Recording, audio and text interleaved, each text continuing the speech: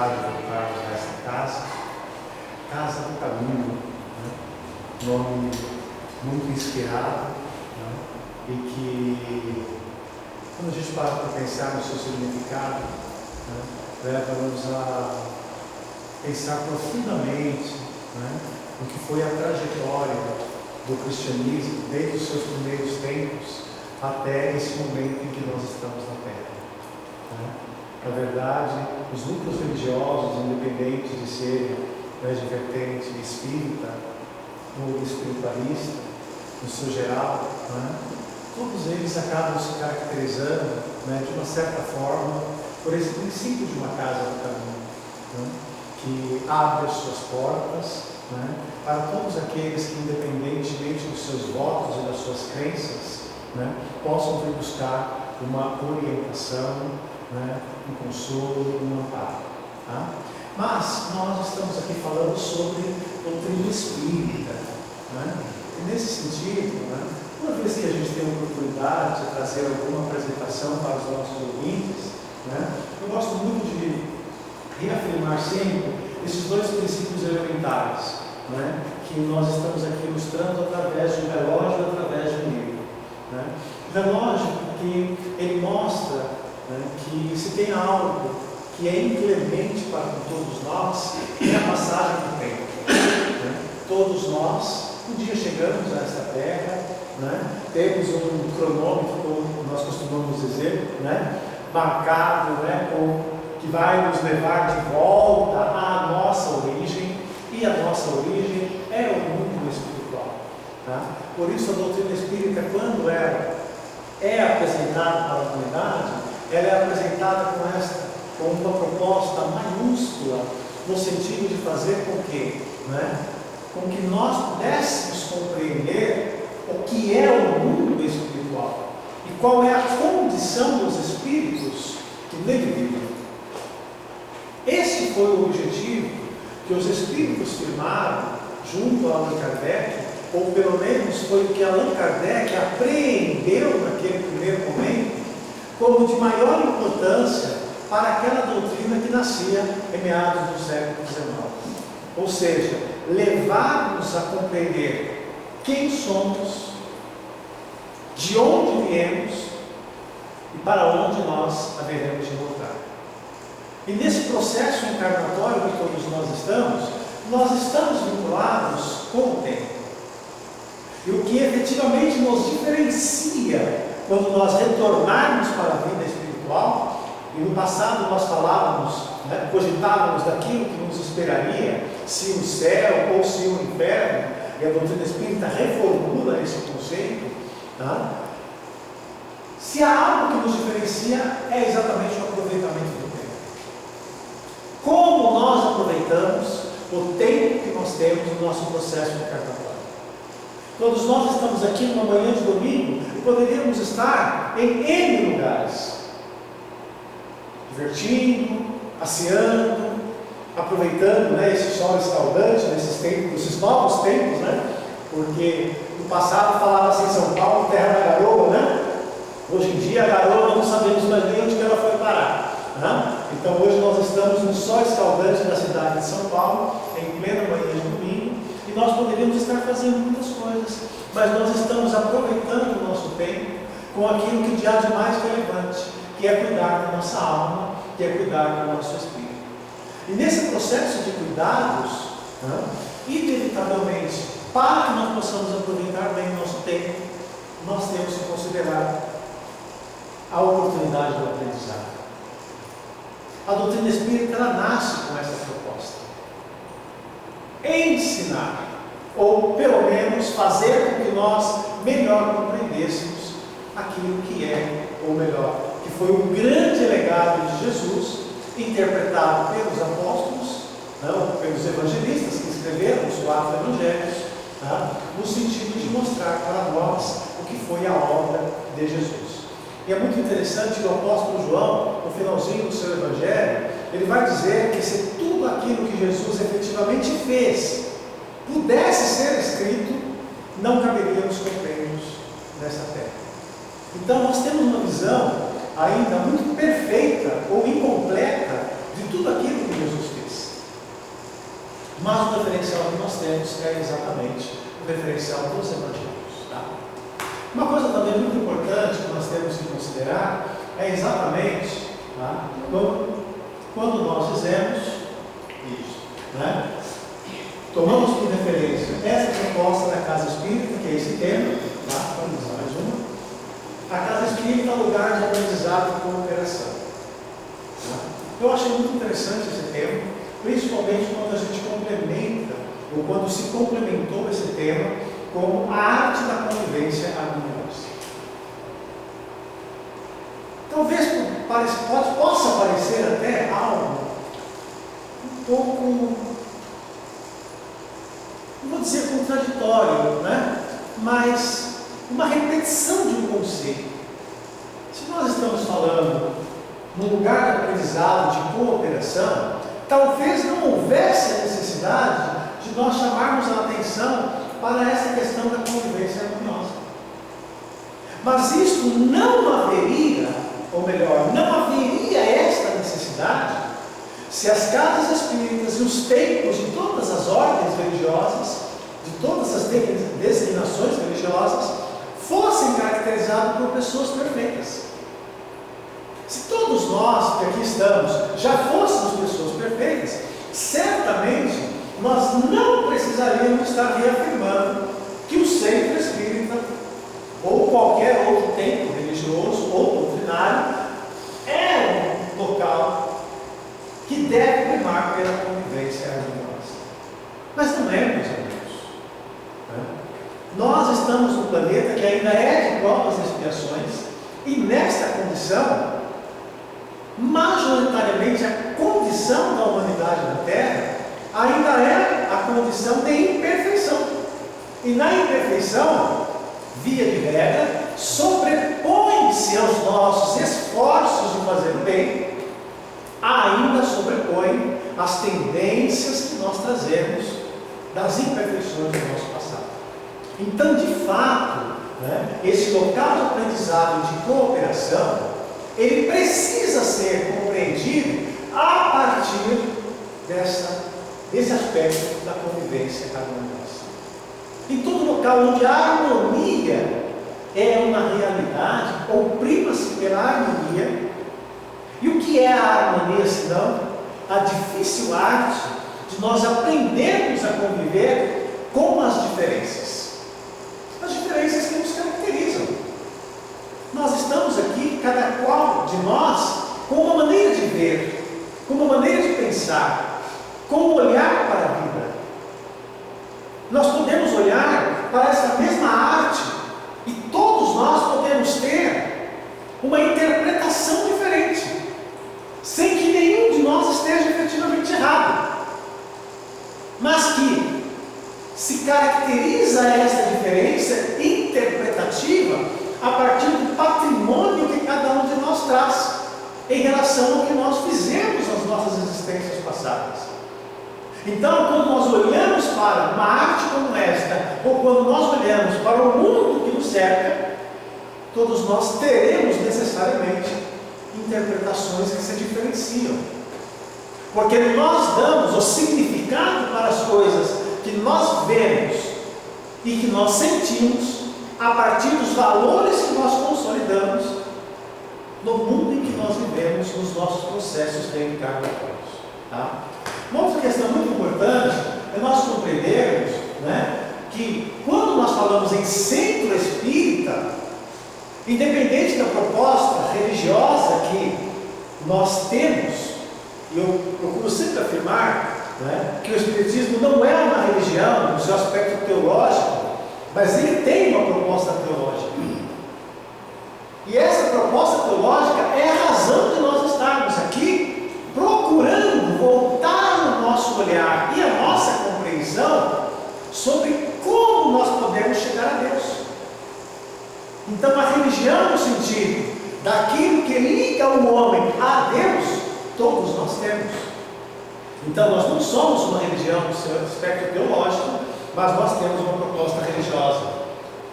É da essência espírita esse aspecto de religiosidade.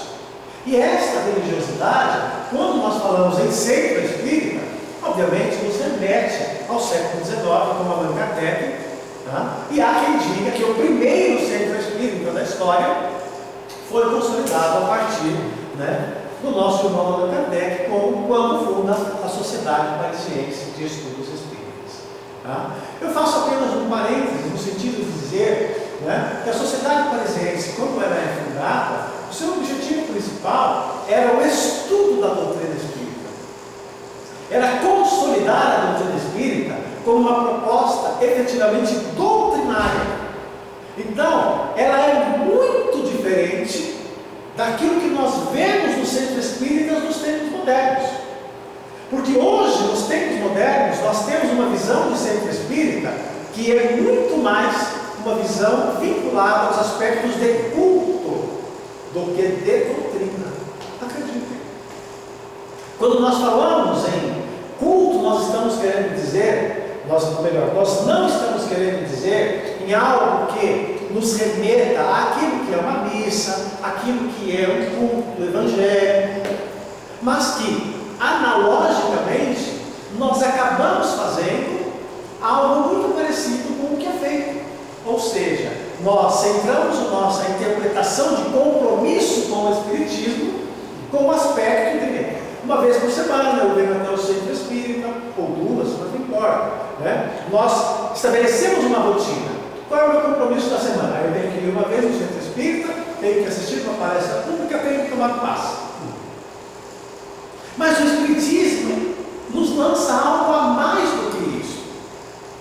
Não basta nós espíritas apenas termos esse compromisso de uma vez por semana eu venho ao centro espírita, assisto uma palestra, né, tenho que trazer minha garrafinha com água para ser frutificada, tomo meu passe, e na semana que vem eu faço a mesma coisa, na outra semana também, e no mês que vem, no ano que vem, e nós passamos a vida inteira fazendo a mesma coisa, sem que não necessariamente esta rotina vai implicar numa mudança de comportamento, que é o objetivo da proposta. Tornarmos pessoas melhores, não como homens, não como seres encarnados, mas como espíritos imortais. Porque se a proposta fosse transformarmos apenas em função do que nós somos enquanto homens, com a morte tudo se encerraria. Mas enquanto espíritas que nós somos e adeptos da proposta de que a vida continua, a morte apenas consome o nosso corpo físico, e tudo aquilo que nós fizemos ou deixamos de fazer é o legado que nos espera do outro lado da vida. Então, quando nós falamos em centro espírita, necessariamente nós devemos compreender que há uma diferenciação entre a proposta que a Sociedade Parisiense tinha no século XIX e a proposta que nós temos hoje, passados esses mais de 160 anos que a doutrina espírita já está apresentada. Então hoje nós temos um movimento espírita que se firma a partir desta célula chamada centro espírita, né, que sofreu mudanças ao longo do tempo. E obviamente que sofreu mudanças porque o aspecto cultural que envolvia a Europa no século XIX é diferente do aspecto cultural que envolve, né, o que nós temos hoje no Brasil no século XXI. Aliás, quando o Espiritismo chega no Brasil no princípio do século XX, a realidade brasileira, culturalmente falando, era muito diferente daquilo que nós tínhamos na Europa.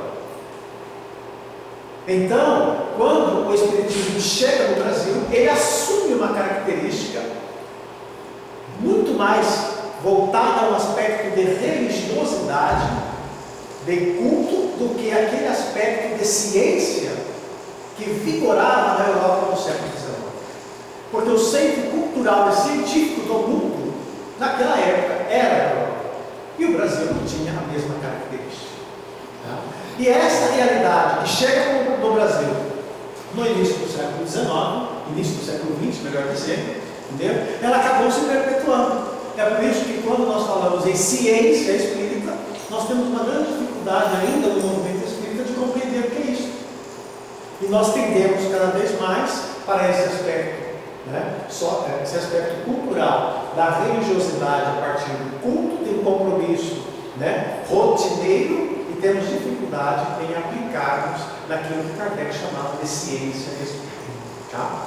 Uma outra questão muito importante é nós compreendermos, né, que quando nós falamos em termos de centro espírita, na verdade, meus amigos, nós deveríamos retornar, não aquilo que Allan Kardec fez no século XIX, porque o princípio daquilo que nós temos como centro espírita, na verdade, nos remete à casa do caminho, nos primeiros tempos do cristianismo. Mas não existia centro espírita. Não existia centro com a designação de espírito. Mas a casa do caminho, naqueles primeiros tempos do cristianismo, tinha a mesma proposta que nós temos passados esses mais de 2 mil anos. A mesma proposta. Porque a casa do caminho, quando foi criada, e ela não foi criada por Jesus, ela foi criada pelos apóstolos, como uma forma de perpetuar aquilo que Jesus havia deixado para eles como legado. E qual era a proposta dos apóstolos com a casa do caminho? Reafirmar aquilo que eles tinham aprendido com Jesus. Então, por um lado, no aspecto teórico, os 4 evangelistas procuraram perpetuar o ensino de Jesus a partir daquilo que eles escreveram nos evangelhos, e por outro lado, eles procuraram perpetuar a prática do que Jesus ensinou através da casa do caminho. Como mostrar para nós que não se diferencia em nada do que é a proposta espírita nos tempos modernos: teoria e prática. Nós estudamos e nós praticamos. Foi o que os apóstolos fizeram naqueles tempos. 4 deles escreveram os evangelhos e todos os demais se juntaram no sentido de, através da casa do caminho, colocar em prática o legado de Jesus. Outra questão não menos importante nesse aspecto é nós compreendermos que eles tinham como premissa acolhimento, oportunidade e fraternidade. A proposta da casa do caminho era esta: acolher todos os necessitados do caminho, independentemente da sua origem. E nós sabemos que naquela época, isso hoje é até um tanto difícil às vezes nós falarmos isso, quando nós olhamos para certos locais da terra e nós vemos que nós ainda estamos brigando por um pedaço do chão. Quando nós observamos que por questões políticas ou sociais, as pessoas ainda se matam umas às outras. Mas naquela época era muito mais. Por isso que Jesus teve uma grande rejeição pelos seus próprios irmãos de raça, os próprios judeus. Porque na verdade, quem sacrifica Jesus não foram os romanos. Quem sacrifica Jesus foram os seus próprios irmãos de raça. E aí nós estamos dizendo isso porque, quando nós falamos em acolhimento, a proposta da casa do caminho naquela época era acolher a todos indistintamente. Judeus, não importa, não importava quem fosse, ricos, pobres, todos eram acolhidos. A proposta da casa do caminho era uma oportunidade para todos. E oportunidade por quê, meus amigos? Oportunidade pelo simples fato, né? E aí eu vou buscar a lembrança do que acontece com o nosso irmão Saulo em relação aos cristãos. Saulo era o maior perseguidor dos cristãos, e foi exatamente ele que Jesus vai buscar para que se tornasse um dos maiores apóstolos que o cristianismo conhecia. E eu sempre brinco nas exposições, né? Quem de nós, se estivesse no lugar de Jesus, chamaria Saulo, sabendo quem ele era? Que quando sai e vai em busca de Ananias, não era simplesmente, entendeu, para oferecer flores e um jantar para Ananias. Mas Jesus vai buscar exatamente aquele que era o maior perseguidor dos cristãos. E quando indagado a respeito, ele diz: este é o vaso escolhido por mim. E quem conhece a história daqueles primeiros tempos do cristianismo sabe a importância que Saulo, depois, quando se converte, passa a se chamar Paulo de Tarso, tem para o cristianismo. Tá? Então, é por isso que nós estamos falando sobre oportunidade. Porque nós, enquanto centros espíritas dos tempos modernos, não podemos subestimar esta questão da oportunidade para todos. E não a oportunidade apenas para os nossos amigos, para aqueles que pensam como a gente, para aqueles que gostam das mesmas coisas que nós. Porque a oportunidade que nasce com o cristianismo não faz diferença a ninguém. E o Evangelho é o grande polarizador no entorno do qual as diferenças são dirimidas e nós encontramos a unidade de propósitos. Então eu posso pensar diferente do senhor, de você, do senhor, da senhora, mas não é isso que inviabiliza a nossa convivência, o nosso ambiente de fé. O que inviabiliza a nossa convivência no ambiente de fé chama-se intolerância. Quando nós não conseguimos conviver com as diferenças que caracterizam todos nós. E nós só queremos, junto a nós, aqueles que pensam igual a nós. Mas esta não é a proposta que nasce com a Casa do Caminho nos primeiros tempos do cristianismo. Naquela época, a proposta era exatamente de uma oportunidade para todos. Por isso eu lembrei o que acontece com o nosso irmão Saulo, quando Jesus, independentemente de quem era Saulo e o que ele significava, ele vai em busca de Saulo. Como eu digo, Saulo cai no cavalo, fica cego, vai precisar do socorro exatamente daquele de quem ele estava indo para aprisionar. E depois de um par de anos no deserto, ele acaba se convertendo no maior símbolo do cristianismo. Por isso, às vezes, aquela pessoa que está ao nosso lado na casa espírita, aquela pessoa que às vezes nós podemos até não ter a melhor simpatia, temos algumas reservas, meus amigos,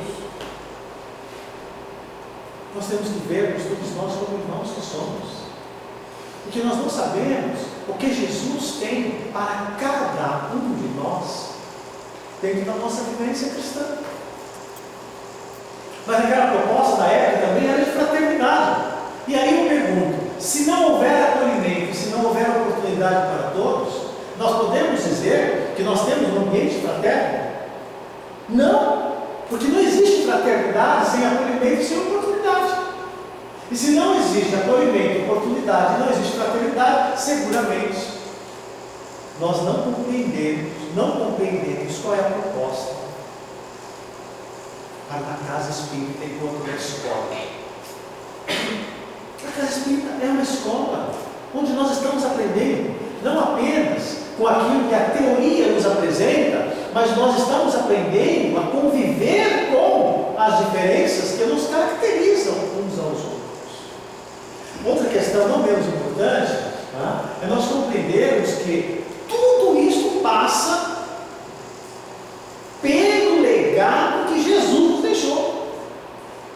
Então hoje nós vivemos tempos em que em muitos lugares e em muitos centros espíritas prioriza-se integralmente o ensino que nasce com Allan Kardec, e nós vamos deixando o legado de Jesus no segundo plano. Discute-se até mesmo da pertinência de falar em evangelização ou não evangelização, se o termo é próprio, se o termo não é próprio. Meus amigos, são terminologias. Mas nós não podemos esquecer que se existe espiritismo hoje, é porque um dia nasceu um evangelho, chamado de a Boa Nova, há mais de 2000 anos atrás. Porque a doutrina espírita nasce com qual proposta? A proposta de se fazer um intérprete ajudando-nos a melhor interpretar o Evangelho que é de Jesus. Então, se não há o Evangelho de Jesus, não tem razão de ser da doutrina espírita. Enquanto uma doutrina, veja a terminologia, Evangelho segundo o Espiritismo. Quem veio primeiro nessa designação? O Evangelho. Então nós não podemos preterir a importância do Evangelho em nome de tudo aquilo que de fato significa a doutrina espírita. Então tudo que nós fazemos em termos de espírita remete-nos àquilo que foi o legado de Jesus há mais de 2000 anos. E aí é uma coisa muito importante que a gente fala tanto em acolher, consolar, esclarecer, orientar, como uma proposta, né? E todos nós compartilhamos da ideia de que é isso mesmo. Não existe proposta espírita que não passe por isso. Mas nós temos que saber acolher, saber consolar, saber esclarecer e saber orientar. Sem isso, são palavras jogadas ao vento, que não tocam os seus semelhantes, ou nossos semelhantes.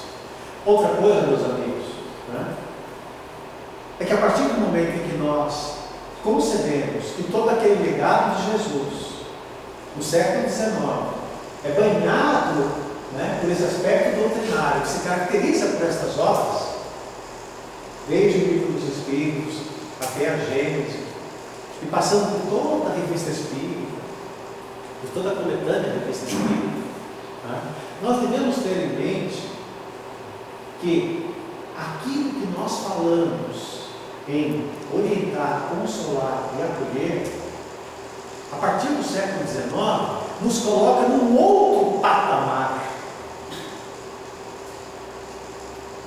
Porque faz com que a gente compreenda que aquilo não se remete apenas a nós encarnados.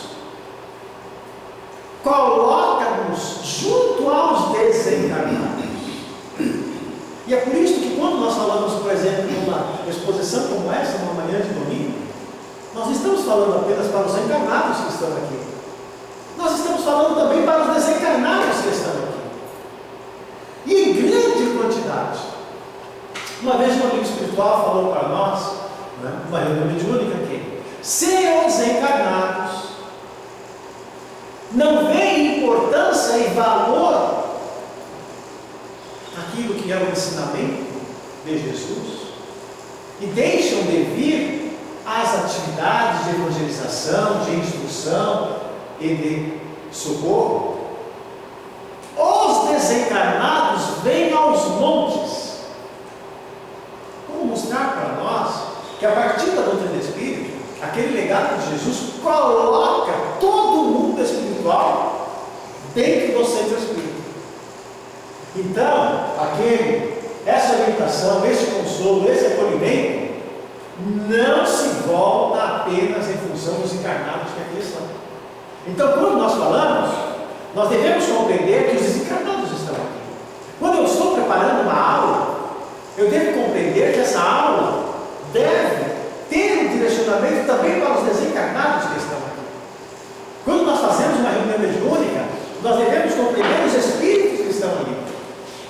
Ou seja, em tudo aquilo que nós fazemos, os desencarnados são parte. E nós não podemos esquecer deles. É isso que tira a razoabilidade de nós, às vezes, nos preocuparmos tanto em encher as casas espíritas dos encarnados. A gente compara as outras casas, estão sempre cheias, a gente fala, nossa casa é tão pequenininha, quase nunca vê ninguém, e a gente acha que não tem importância, gente. Mas não nos esqueçamos que os melhores e maiores trabalhos edificados nesta terra, em termos de espiritualidade, não surgiram a partir das grandes aglomerações, e sim das pequenas aglomerações. Então hoje, quando nós fazemos uma palestra, não nos preocupemos se nós temos meia dúzia de pessoas assistindo, porque os desencarnados estão aqui. E nós devemos ter esse mesmo sentido de acolhimento para os desencarnados. Às vezes a gente passa uma vida inteira dentro de um centro espírita e nunca nos apercebemos percebemos, nunca paramos para pensar dos desencarnados que estão lado a lado conosco e que às vezes são muito mais protagonistas nos resultados que nós conseguimos do que nós imaginamos. A gente acaba se esquecendo disso. Outra questão não menos importante é nós compreendermos que em todo lugar onde falta aquele sentido de amor, de harmonia, de acolhimento, meus amigos, não tem dúvidas, as sombras fazem lugar. Esse livro aconteceu na Casa Espírita, é um livro que precisa ser mais estudado, porque mostra uma realidade que às vezes nós ainda não nos apercebemos. A gente acha que esses problemas sempre acontecem na casa do vizinho, sempre acontecem na casa dos outros, mas esse envolvimento das trevas, dos espíritos ainda inferiores, eles se movimentam no entorno de qualquer lugar ou pessoa em que eles vejam oportunidade. E aonde que a oportunidade se manifesta? A oportunidade se manifesta em todo lugar onde falta a aplicação do Evangelho. Vejam que curiosidade, né? A Bíblia é o livro mais vendido no mundo. Nem por isso a terra é melhor. Não é isso?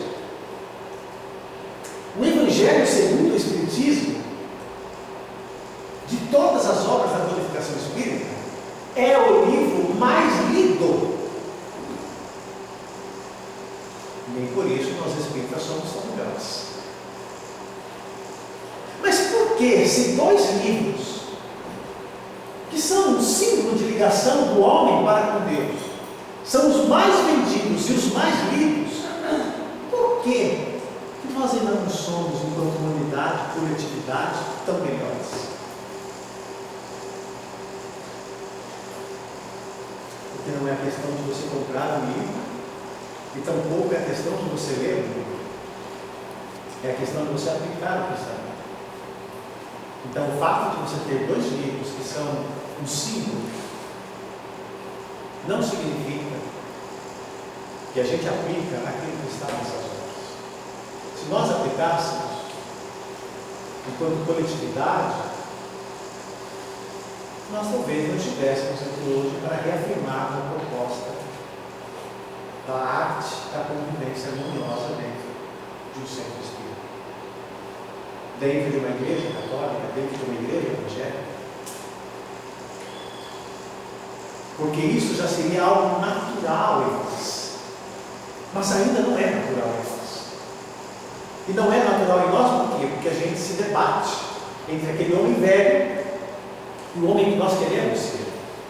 E neste embate, muitas das vezes, nós ainda perdemos a guerra.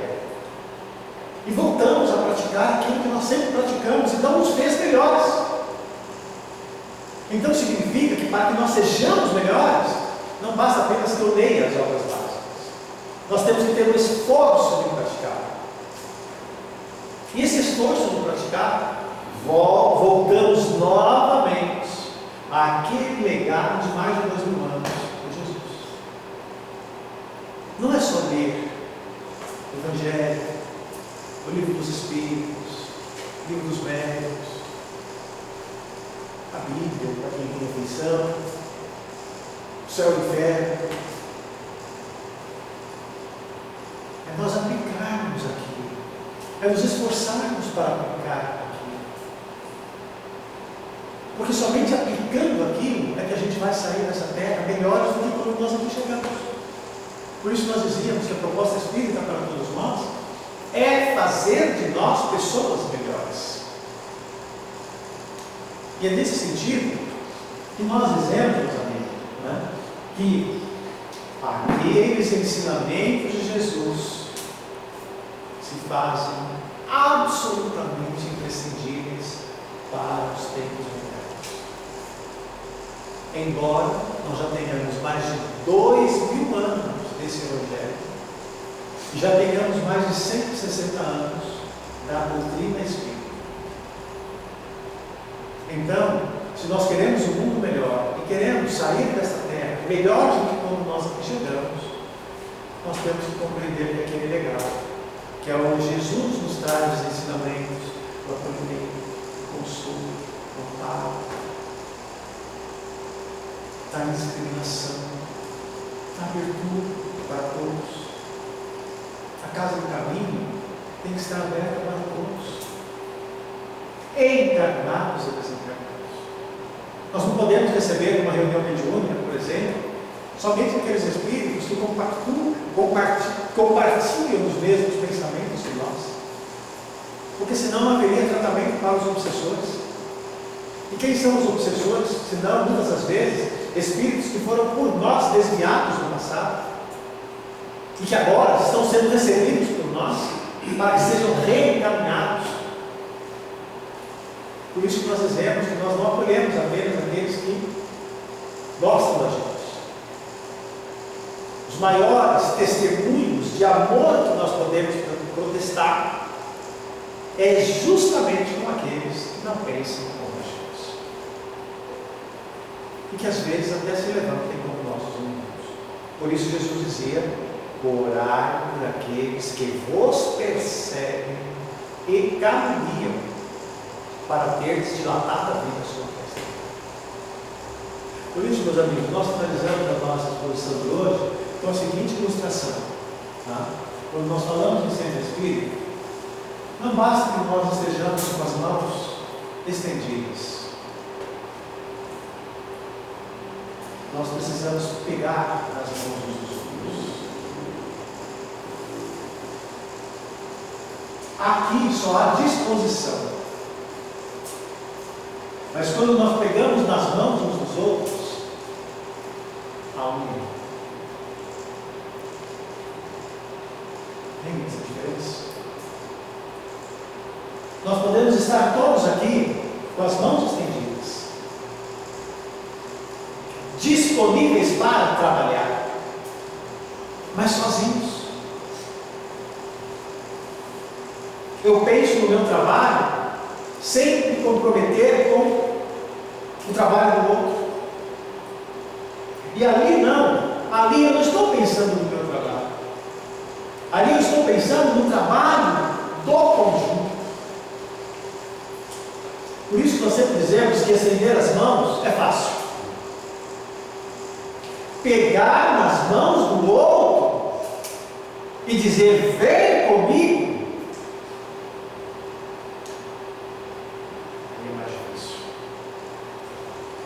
então, o momento hoje é aquilo que efetivamente vai nos caracterizar como verdadeiramente cristãos. Não é estendermos as mãos, é nós estendermos as mãos e pegarmos as mãos uns dos outros.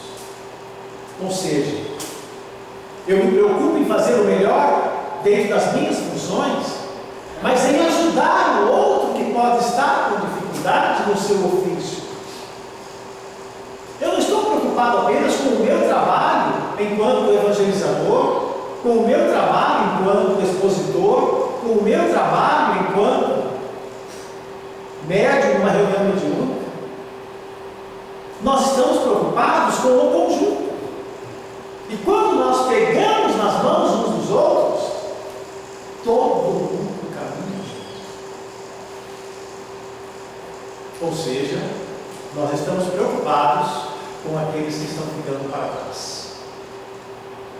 Porque a nossa felicidade, meus amigos, isso nós aprendemos com os Espíritos, não se consolidará por nós chegarmos no céu, no sentido de um mundo melhor.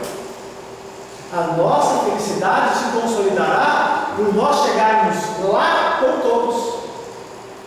Porque se nós estivermos lá e olharmos para trás e verificarmos: fulano ficou, Beltrano ficou, mas isso, mas aquilo,